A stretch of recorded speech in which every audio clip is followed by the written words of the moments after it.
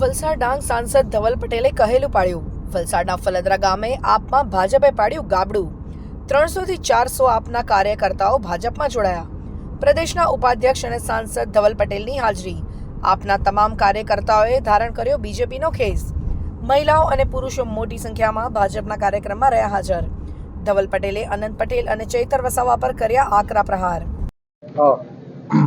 આજે વલસાડ જિલ્લાના ફલદરા ખાતે આમ આદમી પાર્ટીના 400 થી વધારે કાર્યકર્તા જે અલગ અલગ હોદ્દા પર આમ આદમી પાર્ટીના જિલ્લાના સંગઠનમાં કાર્યરત હતા, એમણે આમ આદમી પાર્ટી છોડીને ભારતીય જનતા પાર્ટીમાં જોડાયા। એમણે જે નરેન્દ્ર મોદી સાહેબ આપણા ભારત દેશને વિકસિત બનાવવા માટે સંકલ્પ લીધો છે, એમની પર વિશ્વાસ રાખીને, સાથે આપણા અમિત શાહ સાહેબ, જેપી નડ્ડાજી, નીતિન નવીનજી, ગુજરાતમાં ભૂપેન્દ્ર પટેલ સાહેબ, હર્ષભાઈ સંઘવી સાહેબ અને સાથે ખાસ કરીને આપણા ગુજરાતના પ્રદેશ અધ્યક્ષ એવા જગદીશભાઈ વિશ્વકર્માજીમાં વિશ્વાસ રાખીને ભારતીય જનતા પાર્ટીમાં જોડાયા છે। સાથે સાથે આમ આદમી પાર્ટીના કાર્યકર્તાઓએ અમને કહ્યું કે અરવિંદ કેજરીવાલને આમ આદમી પાર્ટીથી પૂરી રીતે કંટાળી ગયા હતા।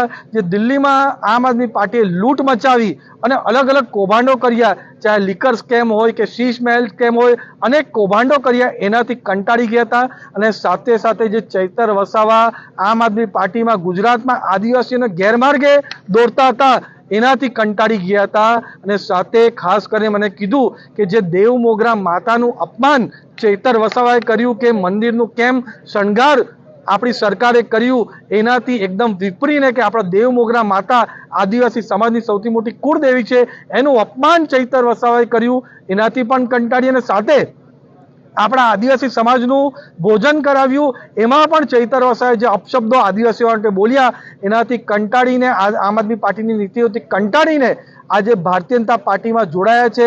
અમારા ધરમપુરના લોકલાડીના ધારાસભ્ય એવા અરવિંદભાઈ પટેલ, જે ગુજરાત ભારતીય જનતા પાર્ટીમાં પ્રદેશના ઉપાધ્યક્ષ પણ છે, મનહરભાઈ, મહેન્દ્રભાઈ અને પૂરી ભારતીય જનતા પાર્ટીની ટીમ વર્ક તરીકે જે વલસાડ જિલ્લામાં કામ કરે છે, એમાં વિશ્વાસ રાખીને આજે આમ આદમી પાર્ટીના કાર્યકર્તા 400 થી વધારે જોડાઈ રહ્યા છે। એ બતાવે છે કે આજે આમ આદમી પાર્ટીમાં કોઈ વિશ્વાસ કરતું નથી ને બધા જ આપણે મોદી સાહેબ પર વિશ્વાસ કરી રહ્યા છે અને ભારતીય જનતા પાર્ટીમાં જોડાઈ રહ્યા છે। અને આગળ જતા તાલુકા પંચાયત હોય, જિલ્લા પંચાયત હોય કે ગુજરાત વિધાનસભા હોય, એમાં બધામાં જ ભારતીય જનતા પાર્ટીનો મોટો વિજય થવાનો છે અને મોદી સાહેબ પર બધા વિશ્વાસ મૂકવાના છે। ચૈતર વસાવા હોય કે કોંગ્રેસના કોઈ પણ લોકો પર હવે અમારા આદિવાસી યુવાનોને કોઈ પણ યુવાનો એમની પર વિશ્વાસ મૂકવાના નથી।